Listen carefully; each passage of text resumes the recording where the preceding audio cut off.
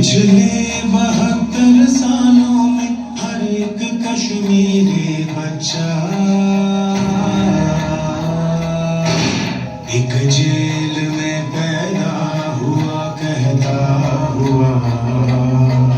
हक जानवरों की दुनिया में हक इंसानों के भूले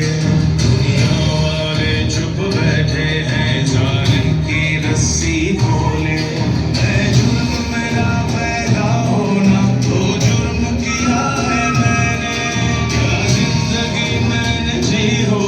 बस जुल्म सहा अपनी ताकत में झूल गया ये बात तो जालिम भूल गया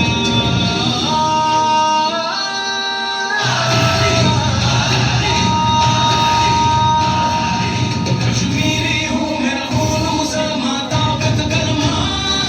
जा छोड़ दलेरी वादी जा छोड़ दलेरी वादी लफ्ज़ी सी कर चुप करवाए जितना